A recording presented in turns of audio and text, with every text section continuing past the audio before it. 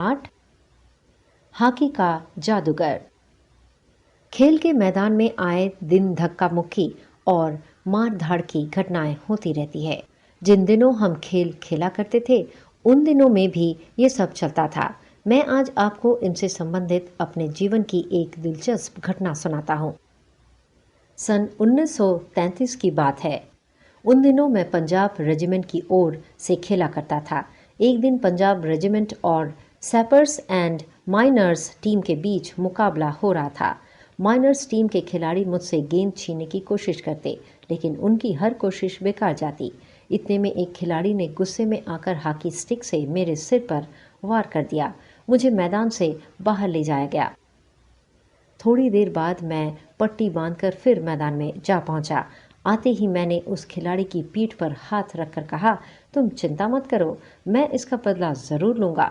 मेरे इतना कहते ही वह खिलाड़ी घबरा गया। अब उसका ध्यान खेल से हटकर मेरी तरफ हो गया था। वह हर समय यही देखता रहता कि कब मैं उसके सिर पर मारने वाला हूँ। मैंने एक के बाद एक झटपट 6 गोल कर दिए। खेल खत्म होने के बाद मैंने उस खिलाड़ी की पीठ थपथपाई और कहा, मैंने तो अपना बदला ले लिया। यदि तुम मुझे नहीं मारते तो मैं तुम्हें शायद 2 ही गोल से हराता। इसलिए मेरे दोस्त, खेल में गुस्सा अच्छा नहीं होता। वह खिलाड़ी सचमुच बहुत शर्मिंदा हुआ।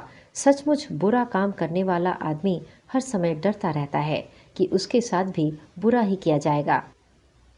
मैं जहाँ भी जाता हूँ छोटे बच्चे अक्सर मुझे घेर लेते हैं और मुझसे मेरी सफलता का राज पूछने लगते हैं। मेरे पास सफलता का कोई गुरु मंत्र तो है नहीं। मैं सभी से यही कहता हूँ कि मेरी सफलता का मूल मंत्र सच्ची लगन, परिश्रम और खेल भावना है। मेरा जीवन इस बात को चरितार्थ करता है। मेरा जन्म 1904 में प्रयाग के एक साधारण राजपूत परिवार में हुआ था। बाद में हम झांसी आकर बस गए।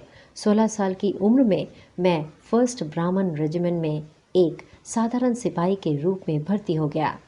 उस समय तक मुझे खेल में कोई दिलचस्पी नहीं थी, लेकिन मेरे रेजिमेंट का हॉकी के खेल में बहुत नाम था।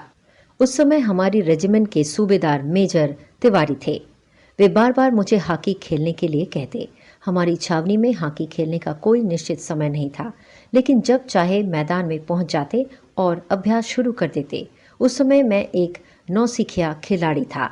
1926 में पहली बार मुझे भारतीय हॉकी दल में शामिल किया गया। जैसे जैसे मेरे खेल में निखार आता गया, वैसे वैसे मुझे तरक्की भी मिलती गई। मैंने लगातार 3 ओलंपिक खेलों 1928, 1932 और 1936 में भारत को स्वर्ण पदक दिलाया। 1936 में बर्लिन ओलंपिक में मुझे टीम का कप्तान बनाया गया। उस समय मैं सेना में लांस नायक था। बर्लिन ओलंपिक में मेरे हॉकी खेलने के ढंग से प्रभावित होकर लोग मुझे हॉकी का जादूगर कहने लगे।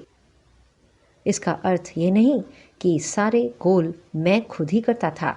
मेरी तो हमेशा यह कोशिश रहती कि बाल को गोल के पास ले जाकर अपने साथी खिलाड़ी को दे दूं, ताकि गोल करने का श्रेय उसे मिले।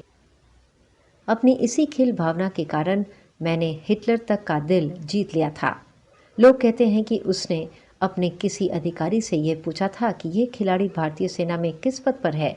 जब उसे यह पता चला कि मैं लांस नायक हूँ, तो उसने अपने उस अधिकारी से कहा कि उससे कहो कि वह जर्मनी आ जाए, मैं उसे मार्शल बना दूंगा। बर्लिन ओलंपिक में मुझे स्वर्ण पदक तो मिला ही, साथ में हिटलर ने अपनी ओर से भी मुझे एक पदक दिया।